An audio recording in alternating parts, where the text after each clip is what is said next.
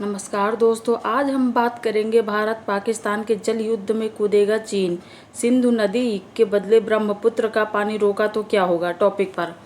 पहलगाम आतंकी हमले के बाद भारत के एक्शन से पाकिस्तान बेचैन हो उठा है। जब खुद एक्शन पर रिएक्शन देते नहीं बना तो शहबाज शरीफ ने अपने पुराने दोस्त चीन से गुहार लगाई, सिंधु के बदले ब्रह्मपुत्र का पानी रोकने को कहा, जिसे नॉर्थ ईस्ट इंडिया की लाइफलाइन कहा जाता है। क्या चीन वाकई में ऐसा करके भारत को टू फ्रंट वार में उलझाने की कोशिश करेगा? अगर हाँ, तो फिर भारत, पाकिस्तान और चीन के बीच इस तीन तरफ जल युद्ध का अंजाम क्या होगा?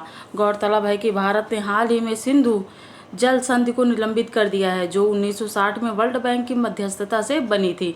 इस संधि के तहत भारत ने उदारता दिखाते हुए पाकिस्तान को सिंधु बेसिन से 80% से ज़्यादा पानी का अधिकार दिया था।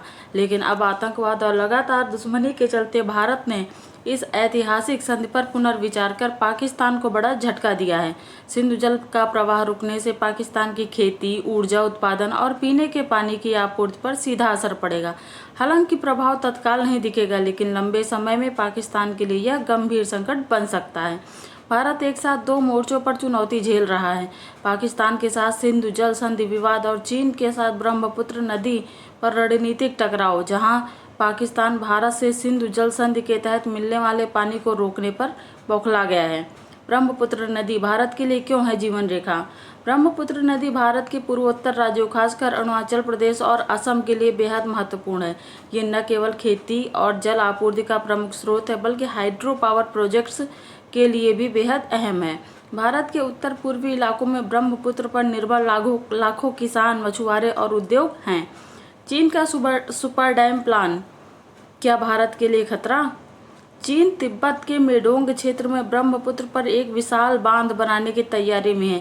यह बांध 3 जॉर्ज डैम से भी बड़ा हो सकता है, जिससे चीन को ऊर्जा उत्पादन के साथ साथ ब्रह्मपुत्र के पानी के प्रवाह पर भी नियंत्रण मिल सकता है। चीन के आधिकारिक तौर पर कहा है कि डैम से भारत में पानी के बहाव पर कोई नकारात्मक प्रभाव नहीं पड़ेगा, लेकिन विशेषज्ञों का मानना है कि भविष्य में अगर चीन चाहे तो वह प्रवाह नियंत्रित कर भारत को रणनीतिक रूप से दबाव में ला सकता है।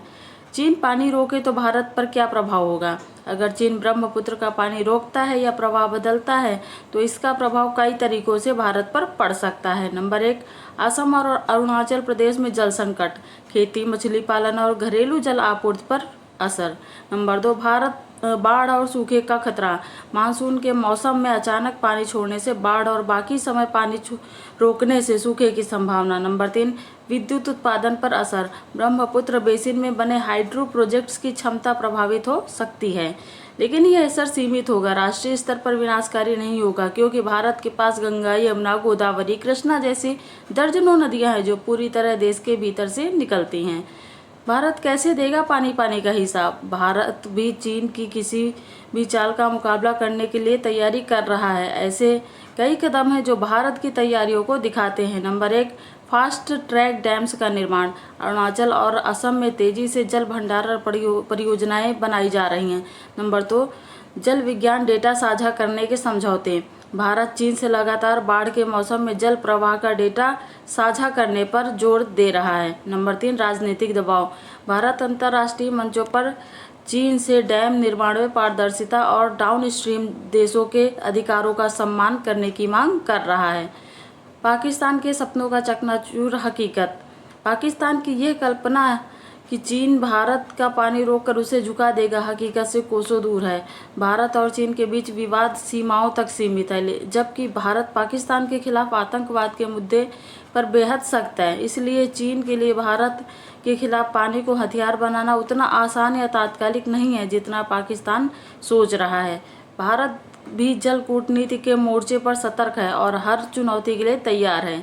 अब देखते हैं इससे संबंधित प्रश्न उत्तर। प्रश्न संख्या 1, पहलगाम आतंकी हमला, सिंधु नदी जल समझौता तथा ब्रह्मपुत्र नदी तीनों को अंतर संबंधित कीजिए। 150 शब्दों में सॉल्व करना है।